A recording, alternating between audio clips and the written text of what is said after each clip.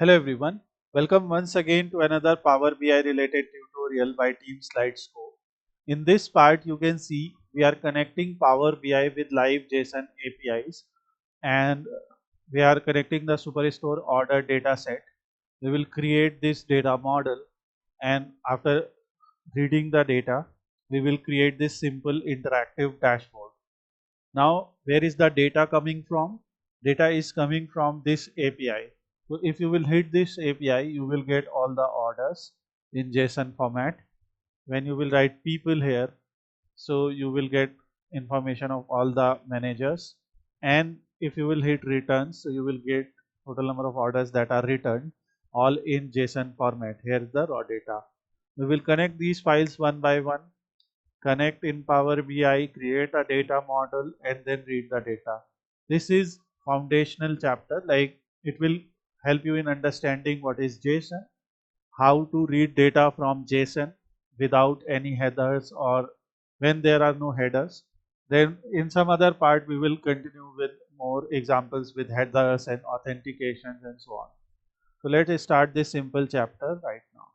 So the data set that we will connect in our today's Power BI class is a live JSON API data set. So here we will understand some basic details about a JSON file, like how a JSON file looks like. So basically this is the same sample superstore data set kind of arrangement that we had earlier. The only difference that we have is if we'll open this API. So I have prepared this API. So if you will open this API, you will see that. So when you will open this, I will change the URL. So when you will open this, you are now getting the data in a different format, right? Can you see? The data is now being presented in this format. So we have a list here and then a curly bracket. Then inside that curly bracket, we have order information. So we have order ID colon, then order ID's value, order date, then colon, order date's value. So basically when you will read data from a JSON file, so in that JSON file most of the times it will be written like this. So it will be written inside the curly brackets. Inside the curly brackets you will have your key and then you will have your value like this. Suppose we want to add some information. For example, if we are adding information of a student, so key will be name and what will be the value? Value will be whatever is name of that person. So it will be like that, name Mohan. Then let's say age. So you will write age and then you will write, let's say 25. So this way we will write name Mohan, age 25. Then we will write something like city, and here because city value is a string value, so you will write Chennai. If you are writing something like income, I am just writing some monthly income, so we can write it like 65,000.56, something like that. So whenever we are writing a number, we are not putting it inside double quote or single quote, but when we are writing a value which is a string type, we are putting it inside double quotes. Is this part clear to you guys? So for example, when we have sales, so we have 261.96, but this sales value is always in, because it's a decimal value, so this value is written like this, profit written like this. But when we are writing subcategory, for subcategory the value is a string value. For product name, the value is a string value. So for them, they are written like this. And a JSON file will have n number of entries like this. Let's say we have to mention another person. So let's say Shahadat. So whatever is age, let's say we are writing 24. Shahadat, let's say Lucknow. So this way now we have two people here. So then what we do, we put them inside this square bracket. This square bracket means a list of items. Okay. So if we are basically writing a square bracket and we are writing values like 57, 78, 89, 90, something like that. So this means it is a list of items. So here in one square bracket, we are putting these dictionaries. So this is one dictionary, this is another dictionary, and this will make a JSON file output, like JSON kind of output. If you will actually use it in Mozilla Firefox, so if you will use it inside Mozilla Firefox, you will see what kind of output you are getting. You will see JSON, you will see 0, 1, 2, 3, 4. So we are getting, for every order we are getting their index. Index is what, like first value will be at 0 position, second value at 1, third value at this.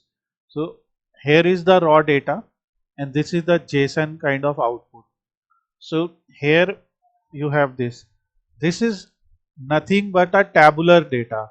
Okay. This is a tabular data because order ID, order date, ship mode, customer ID, customer name, segment. These are all the columns that we have already studied. So basically this is similar data. You have order ID, order date, ship mode, customer ID, customer name, right? So this is similar kind of data. Here you can see these are the headers. So when you will see a JSON file, you will see that in every value, okay, in every dictionary here, you will have the same headers. Here also same headers. Here also same headers. Only the value will change because in order ID this profit was 41.91. Here profit was 219.58, right? So this is how JSON is represented. This is pretty print output of JSON. So this is one data. Okay, this is one row as a table. This is second row. This is third row and so on. So the API that I have prepared, when you will hit orders, it will show you order data. When you will write people over here, so you will see all the people. So in people you can see, we have region and their person. So if we pretty print, so here we only have these dictionaries, right? Region and person, because in Excel file also we have people, so we have region and person. Additionally we have image here, but it is not needed. So regional manager and region, so that's what we have given here. We have region and the person of that. Then we also have returns. So in returns you will see we have information of those 10 orders that were returned. So here you can see pretty print. These are, here you will just find order ID and whether it was returned yes or no. So in every column you will see that. So this is just like this, order ID and whether it was returned yes or no. So first of all, Mohan, Shadar, is this data clear to you guys? What we are seeing here, what this data is representing? Okay, so you guys understood. So this is JSON file. Okay, if you will save this, like if you will press Control plus S, okay, I am saving this file. So you can see when we are saving that file, the output is coming as data.json. Okay, so this is the benefit that these files can be read by that person who will obviously visit this URL. And in this URL, we have written parameter s.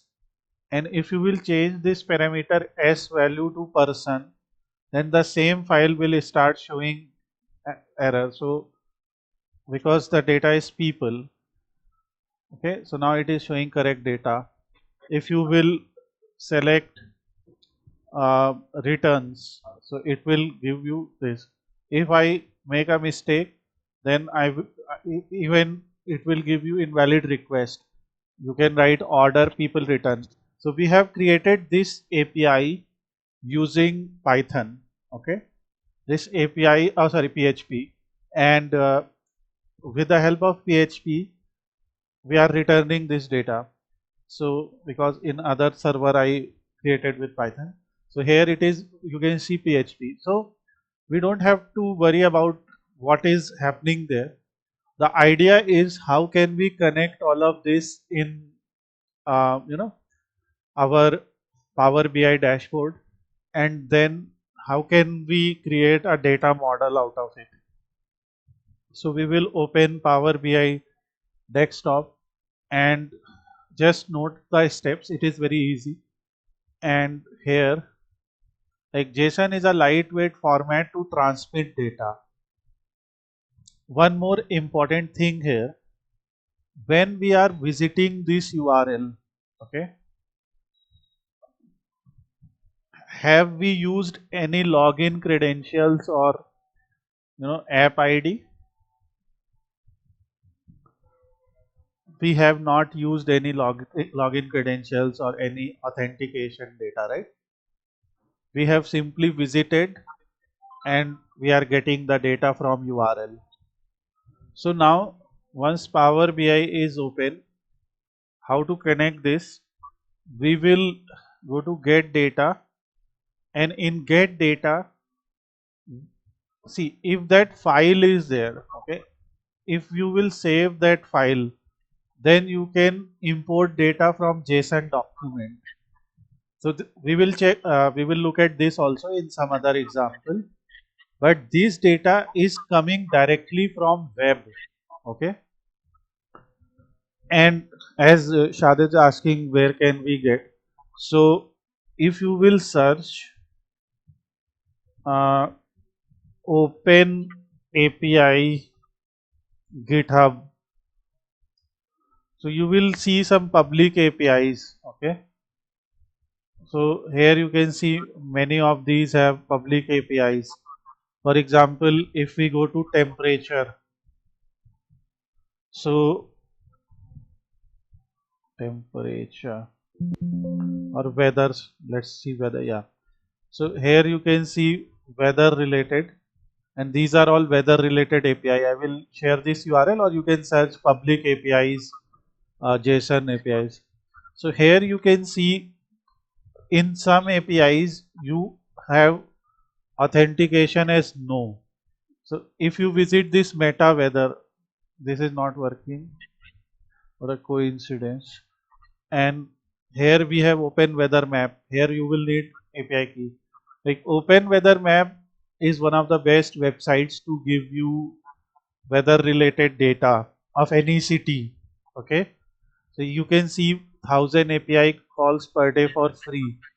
So you can subscribe for free here.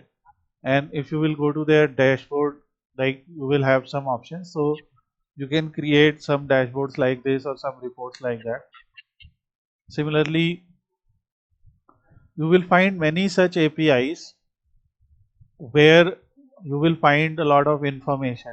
There's a Harry Potter characters, so someone has created. So you can see some of them are not working, particularly those free ones are not working, but that's why I have created this one for you, okay, so that this one is also open and you can try and test this one. So all you need to do is just visit the URL and you will get the data. Here for example, you have information like transport for Philadelphia, USA. So again forbidden transfer for Hessen, Germany. So here you can see, so you can read their information. They will give you documentation of what URL to visit to find what kind of data. So here you will find many useful APIs. So I have created tutorials related to weather and stock related data, which I will provide the URL, or which I will provide the URL also. Here it is giving quick mocker. So some kind of API it is, and you can use them. But right now we are doing something useful. So that's why we will search for web connector. And here when you will use web connector, so now you can enter your URL. Here is an advanced tab also.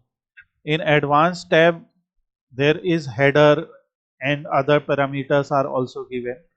But our URL is open. That's why we will just enter this URL orders and click OK. And what is it going to do? You can see now it is processing, and now you can see from that live server, okay, it has given us the data. There is one more thing I want to tell you. If you are on home of Power Query editor and you click on advanced editor, so you will see that it is writing this query also. Let source is equal to JSON.document. Do you see this? It is writing JSON.document. And web.content. It is taking contents from web. And what is that web URL? This. Now it is converting it to table. I know understanding this query in one go is not very easy or not very difficult also, but at least you know what is happening because you don't have to write all this. So this is behind the scenes. It is basically reading the file data, and now what we can see or what we can do here, we can rename it as what we can rename. We can rename it as orders because this is the orders file. Next, within Power Query editor itself, we can click on new source and web. Here, second one is people. So we will write s is equal to people, and now it will try to read data from my server, and now it has given this. So we will rename it as people. And third, again new source, web, and we can write s is equal to, what was that, returns. So we will write returns and click OK. And this way, from a live server, we have saved the copy inside our data, and here it is returns. Now check if anything else is needed, like if you want to make any more changes. Sales is coming as a decimal value, quantity is coming as a whole number, discount is coming as a decimal. Everything is appearing properly here. Now we will close and apply. So when you will close and apply, so this order, people and returns will now be saved. And now what will happen, we can save this entire work as a Power BI file. So we will write it as 8 July 25 JSON order, JSON Superstore. I am just writing JSON Superstore so that we can remember. And now we can do our basic analysis, like we can insert data and we can write our heading. What we are doing here, we are connecting data from a JSON API. So Power BI Live JSON API connection and analysis. I will write the heading like this. I will just put this heading in Notepad so that it loses any kind of styling it has. And now I will just paste it here. And now we do the same thing that we do most of the times. align it to center, use font size around 40 or 32, in this case maybe lower than that, and make it bold. Okay, I can write it in 2 lines also, and now reduce it from here. And here, now next thing we have to check one very important thing here, but before that let me prepare this. I will go to effects, shadow, and just want to tell you one more thing. You can enable visual border. For visual border, just give a white color and give visual border some 14 pixel size. So it will be like that. Okay. So this is Power BI Live JSON API. So now you can check that model thing. So now when you will go to model, you can see it has automatically understood that in people, region and region are common, and in returns, order ID and order ID are common. So we don't have to do anything here, right?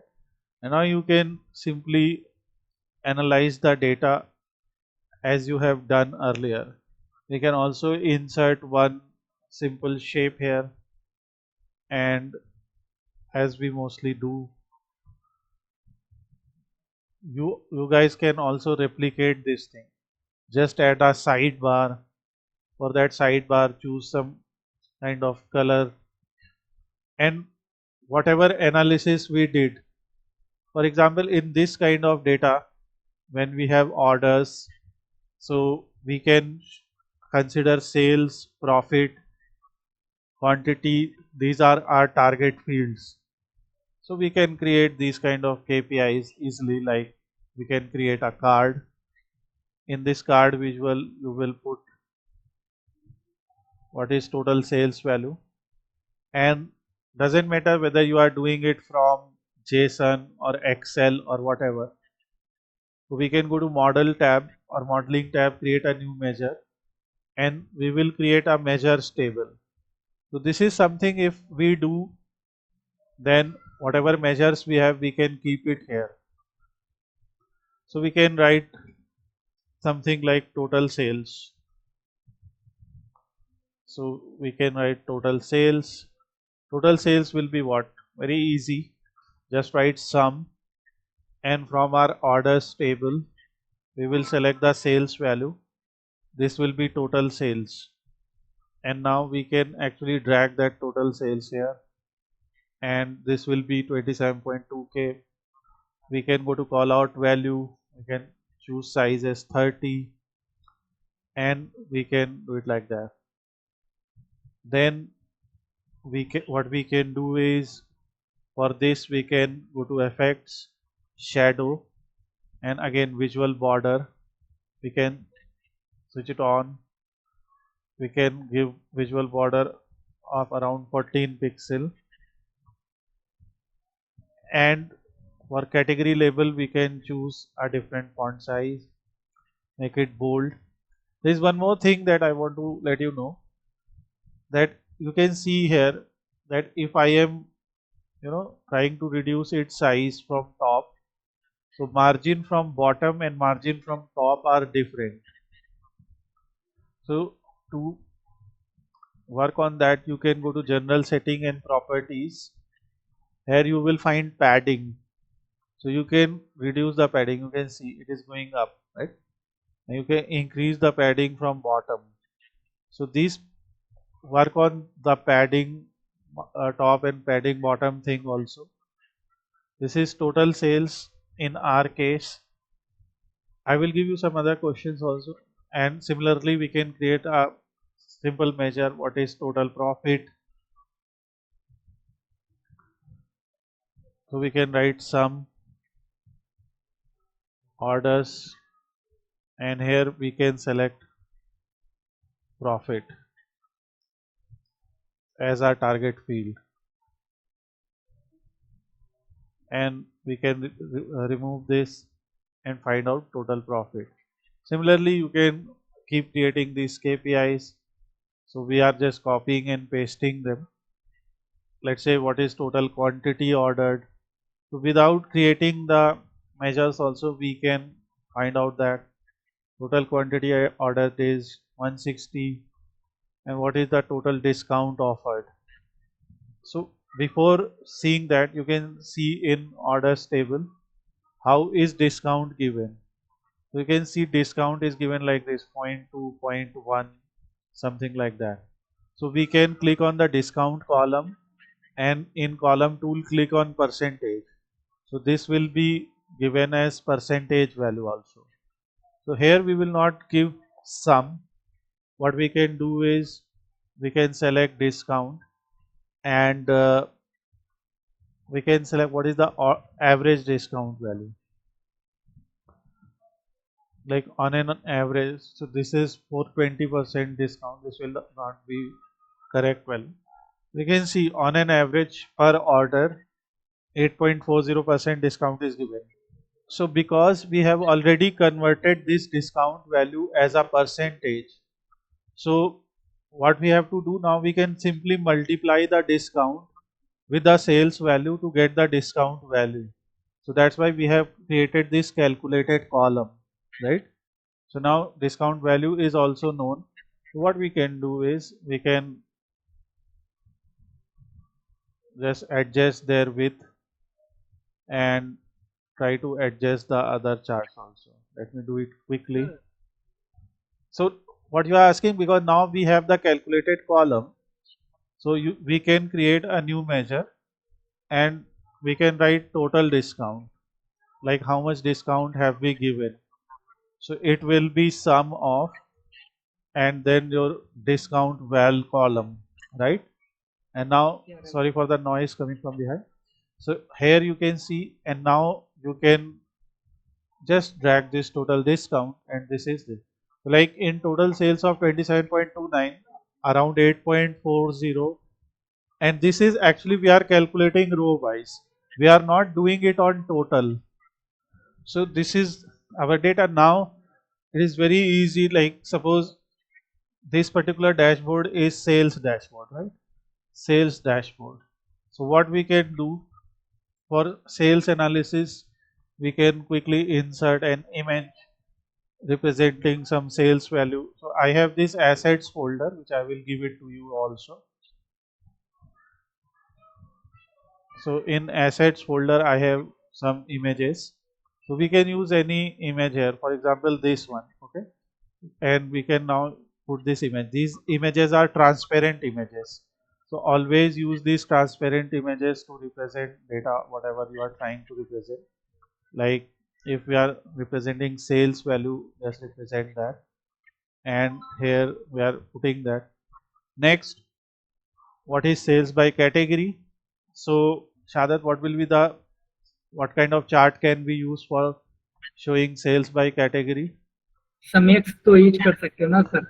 You can use some X also. Like if you don't want to create that, some X nahi. You have to, yeah, you can use some X, and in some X you can use this expression. So Yeah, that is correct. yeah, so in that case you don't have to do this, but this is another alternate way of doing that. Okay, so you can use some X because some X will do it row by row calculation, but you can do here also. So now let's say category wise sales. For category wise sales, what we can do? We can create a simple chart like this. In this chart, we can copy the same kind of formatting first of all. So we have y-axis. On y-axis, we will add the category. On x-axis, let's add total sales. And we can also use the clustered bar chart to show both of them, total profit, total sales. Okay, so this is total profit and total sales by category. So if you want to show, or you can also use a stack chart to show total profit and sales as a ratio. Okay, and here what we have done so far, that in title we can go directly, and here we will just change the color to this, because later I will show you a simple trick to change it. Okay, so I am making it bold aligning it to center. This is total profit and sales by category. Now, what is the best way to show sales and profit by city? To show sales and profit by city also, here we can use this same chart. Okay, like we can add this one also here, and here you will have city wise information. So, but you can also use a stack column chart because we only have information of these cities. So this is total sales and profit by city. Next we have region information also, like east, west, north, south. So to find out region wise, and before doing region wise, we can do one more thing. Let's say we have people also. So let's try to show people wise sales, which is basically region wise sales, right? So for that, what we can do, instead of city, let's add person. So let's add person. So now you can see Steve, Harvard, Sean Miller, Claire Good. So for them, what is person wise sales? So because person is linked with region and region is directly linked with person. So you can see that. And if you want to show, for example, here if we are putting our mouse over it, we are not able to see what region it is. So at least to show that region, we can put it as a tooltip. So now you can see, okay, that it is in central, it is here. We can also use a donut chart for data like this, and you can see obviously this one particular segment will be divided into two parts, stating which one is sales and which one is profit. We can now change the title a little bit. So this is total sales profit by person, because we are just putting it like this. Why is it not showing?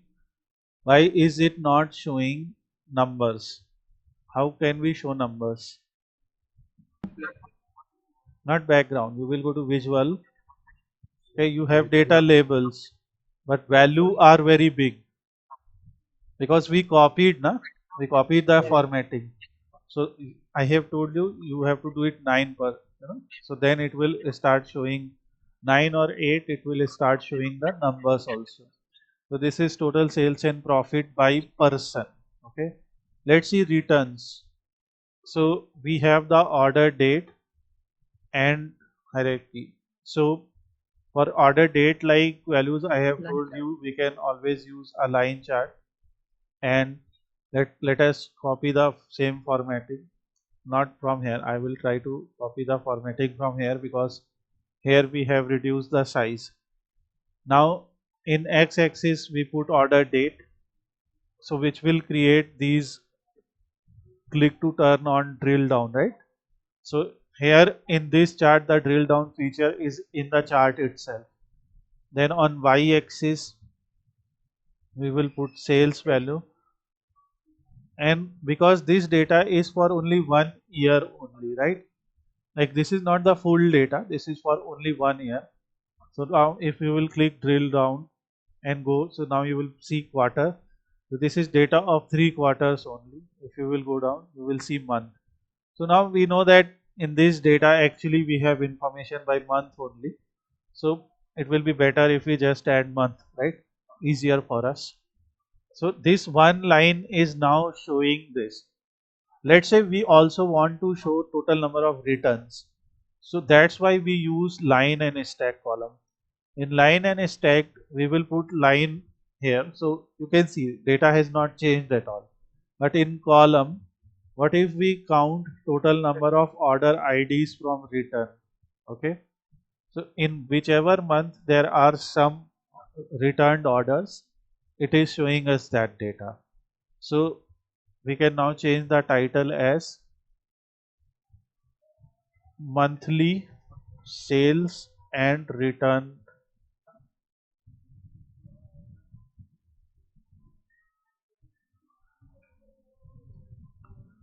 orders count, or whatever you want to write.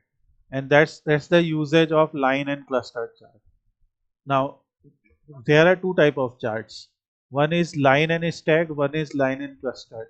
What is meaning of that? Suppose now we want to show profit also, because profit is also money. So we can now show profit here. Okay. So for this much sales, what is profit and what is number of orders returned, which we are showing as a different value. So this is monthly sales and returned orders. Okay. So sales is a continuous thing. It is getting displayed in number as a line. We can also go to line setting. Like here we have the line setting. In line setting, we can select solid, dashed or dotted. Okay. Then for this is okay. We can take the linear type as a smooth also.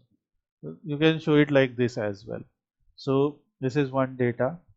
Next, we have many other things like subcategory wise sales, category wise sales.